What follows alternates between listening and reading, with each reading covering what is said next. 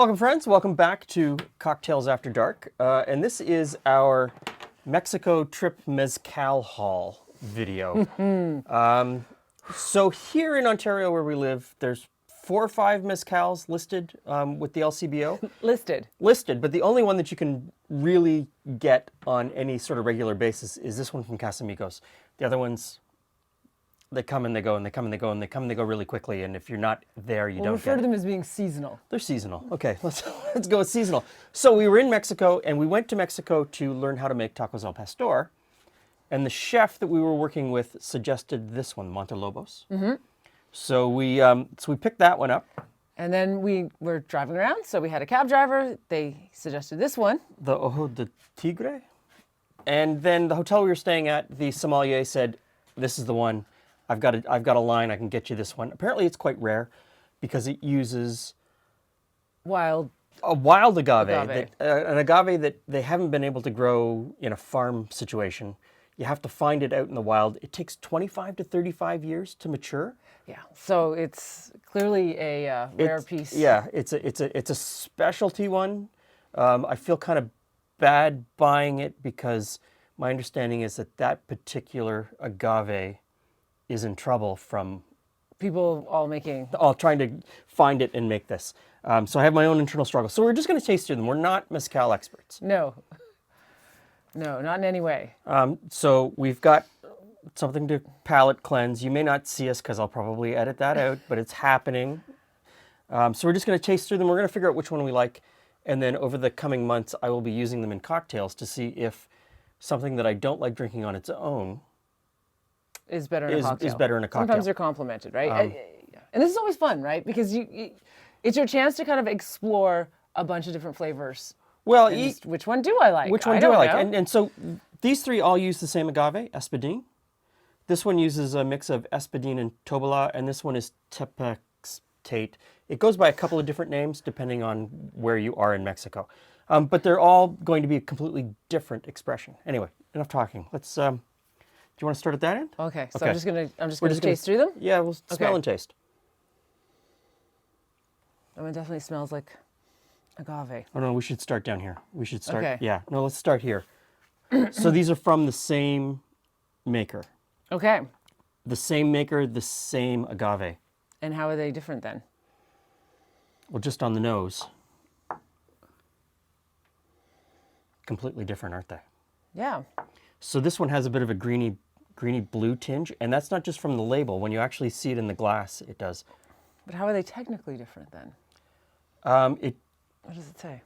It comes down to, I think, how the agave was cooked, smoked, crushed, and the type of still that they used, whether it was done in a copper still or in a clay still.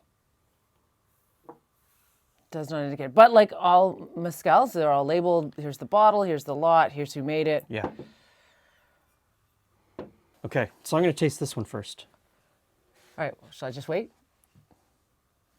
I'm going to smell this one then. That's a really rich smell. Wow. Okay. Well, that one smells completely different. Yeah.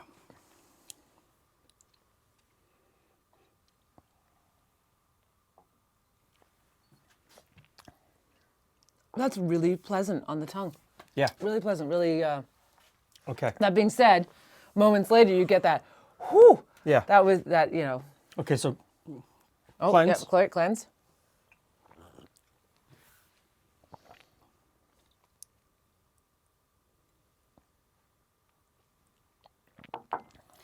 Completely different. Completely different.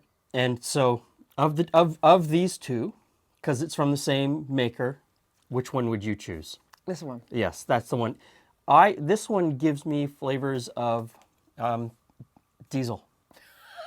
That's what I was thinking. Yeah, no, it's... and which, now that being said... It's not a bad thing. Rieslings tend to have a flavor of diesel. So and diesel is a scent and a flavor is not uncommon. And so when a lot of sommeliers, when they pull out a Riesling, the more diesel in the Riesling, the better they rate it. I'm just saying it's not It's not one for me. It's not a flavor for me. If I had to choose from these 2, I would choose this one, which is the San Juan. Very pleasant, very nice, very fragrant and floral. But again, we're not experts. This is just our own Just- personal yeah. preferences and not, you know. Okay, so the 400 rabbits.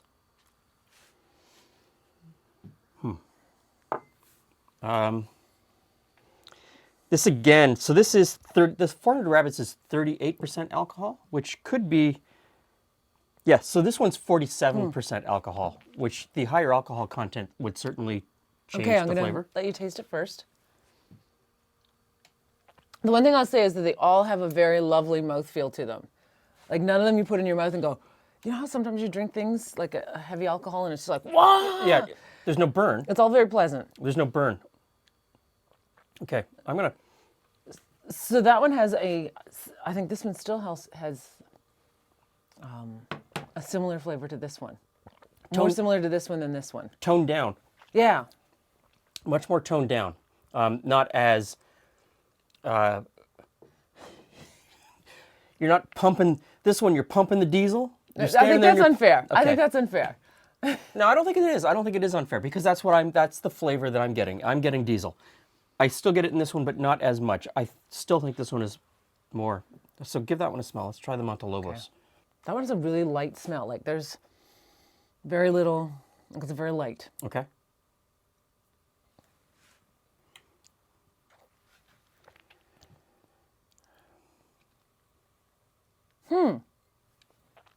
That one's got a couple different flavors. I think that one has the more complex of all the flavors so far. Does that make sense? Mm-hmm. It has a bunch of different flavors in that. It's still very pleasant on the tongue. It's Yeah. got a bit of a pungent Yeah. flavor to it, but it's a broader flavor. So my understanding of from these six is that this one is an experiment that one of the big whiskey companies is trying in Mexico.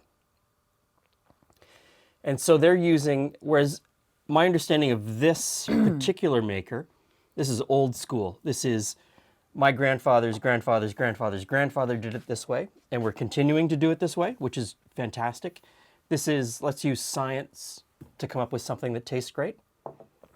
And I don't think that either way is wrong or takes away from the process. But it is a very clean taste, isn't it? Mm-hmm. Okay, Ojo de Tigre. Okay. So this is a mix of two different types of. Again, light on the, and I say light on the nose. That could just be because I've now, nosed 4 of them. So many of them. I'm going to pour this one just to add it into the mix at the end. I'm gonna let you taste it first before Okay. I throw what I'm thinking. So this is the one that our driver suggested. This is my time to.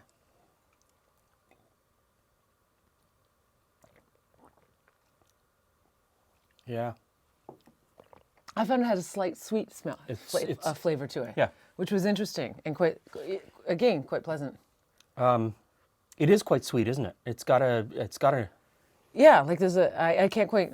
I mean, what do I know? I've now tasted So there's this many.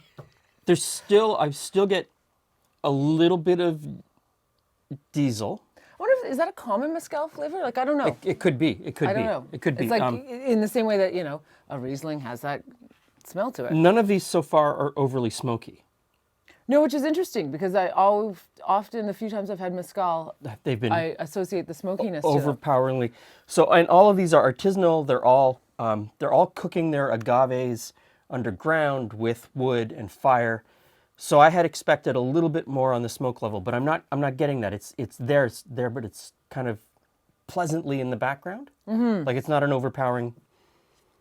Okay, so the last one. Last one is a. I mean, The hard part is it's like I'm only gonna sip this tiny little bit because gotta keep it in check. okay. On the nose, completely different than the other ones.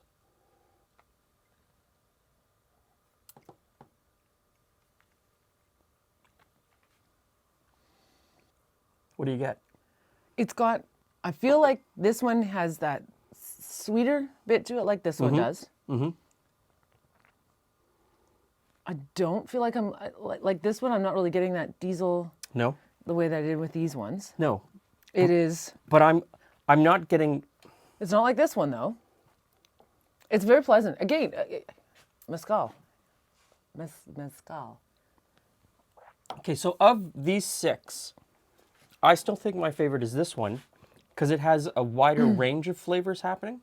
The, So I'm getting some floral, I'm getting some vegetal, I'm getting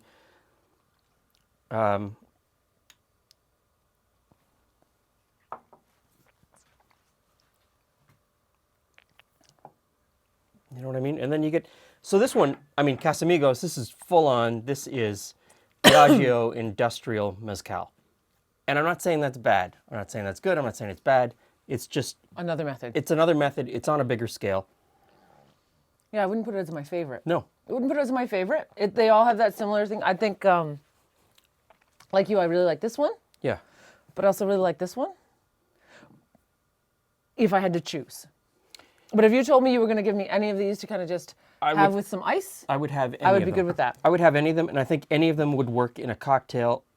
I think even this one, even though I wouldn't like to sip it, would work in certain cocktails because that flavor would balance out with something else in the mix. So I think from a cost standpoint, I wouldn't buy this one again. And I don't think that it brings anything extra to the party, for me. For you. For me. And I know that some people would want it because it is that special bottle made from a special. And I think you should probably... It would probably be a great gift. Yeah, and if you can, if you Something want that to you taste can't get, it, something because it's unique. And it's unique. Yeah. And if you can find some place that has it, it's well worth getting a shot glass and tasting it. Definitely. So for me, this would be my favorite, and this would probably be my second favorite. But again, in a cocktail, I think all of these would work. Yes, this one probably does need a little bit of something for me, but someone else might really like that strong flavor. Well, yeah, and I think that mixed with the right things, this flavor profile would definitely work. Yeah, like anything. And of course, they're not that easy to get hold of. There's No. a challenge, right? There's- At least where we are. Maybe where you are, it's more common. But certainly there are so many mezcals on the market that nailing some of these down. And I also think that from that these ones that are super artisanal, batch to batch, probably taste different. Has some variation. They very well might. Whereas I think the ones made by the larger companies, is certainly this one and probably this that one, would be more consistent from batch to batch. But please let us know in the comments what you think, what ones you like, which ones you've tasted, which ones you think we should taste. And stick around over the coming months because we will be using these mezcals in a bunch of different cocktails to see what we like. And if you've how they never work tried out. a mezcal, just get out there and try one. I know in Toronto there's a bar called El Rey. That just And does mezcal. Just mezcals, and they have a really good selection of mezcals that they bring in from all over Mexico. So, thanks for stopping by. I hope this was helpful. See you again soon.